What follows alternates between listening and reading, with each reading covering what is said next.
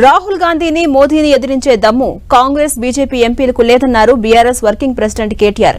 June 2 తర్వాత హైదరాబాద్ ను కేంద్రపాలిత ప్రాంతం చేయాలని బీజేపీ కుట్ర చేస్తోందంటూ విమర్శలు గుప్పించారు. ఒకవేళ హైదరాబాద్ కేంద్రపాలిత ప్రాంతం అయితే మన జుట్టు తీసుకుని ఢిల్లీ చేతిలో పెట్టినట్టు అవుతుందని కేటీఆర్ హెచ్చరించారు. కేంద్ర పాలిత ప్రాంతం కింద హైదరాబాద్ అయితే ఇక్కడ ఒక చిన్న మోరీ కట్టాలన్నా, చిన్న నాలా కట్టాలన్నా, చిన్న రోడ్ వేయాలన్నా మన జుట్టు తీసుకుపోయి ఢిల్లీ చేతులు పెట్టినట్టయితది. ఒక చిన్న పని కూడా చేసుకునేందుకు అవకాశం ఉండదు. దానికి ఉదాహరణ ఎట్లా అయితే మీ మల్కాజ్గిరి నియోజకవర్గంలో, మీ కంటోన్మెంట్ నియోజకవర్గంలో భూములు ఇవ్వకుండా మనల్ని కేంద్ర ప్రభుత్వం ఆగం చేసిందో అదే ఉదాహరణ. రేపు కేంద్ర పాలిత ప్రాంతం కింద హైదరాబాద్ అయితే హైదరాబాద్ లో అభివృద్ధి ఆగిపోతుంది. ఒక కొత్త రోడ్ వేయనియరు, ఒక మోరిగట్టనియరు, ఒక్క మనిషిని రాష్ట్ర ప్రభుత్వాన్ని పని కూడా చేయనియరు.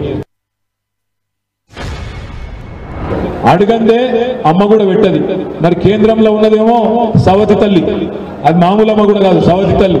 మరి సవతి తల్లిని కొట్లాడాలి, 4 ప్రాజెక్టులు తెలంగాణకు కావాల్సినవి రావాలంటే బీజేపీలతో కాంగ్రెస్ వాళ్ళతో చేత కాదు, వాళ్ళ వల్ల కాదు. ఎందుకంటే వాళ్ళు ఢిల్లీ గులాములు. మళ్ళా కావాలంటే ఇదే గులాబీ కండువా ఎగరాలే, ఖచ్చితంగా పార్లమెంట్ లో మన గొంతు మోగాలే. వాళ్ళ మోడీ ప్రభుత్వం రిజర్వేషన్లను రద్దు చేసి ఆలోచన చేస్తా ఉంది. ఎస్సీ రిజర్వేషన్లు, ఎస్టీ రిజర్వేషన్లు, బీసీ రిజర్వేషన్లు, మైనారిటీ రిజర్వేషన్లు, అగ్రవర్ణాల్లో ఉండే పేదల రిజర్వేషన్లు, అగ్రవర్ణాల్లో ఉండే పేదల రిజర్వేషన్లు కూడా రద్దు చేయాలి. అవసరమైతే రాజ్యాంగమే తీసవతల బారేయాలనే ఆలోచన మోడీ ప్రభుత్వం చేస్తున్నది.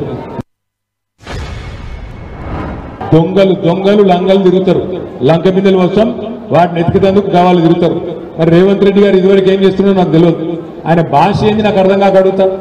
నా కొడకల్లారా, పేగులు మెడలేసుకుంటా అంటున్నాడు. పేగులు మెడలేసుకుంటాడు ఎవడన్నా ముఖ్యమంత్రి? బోటి కొట్టేటోడా ముఖ్యమంత్రి? లేకపోతే నాకు తెలియక అడుగుతా.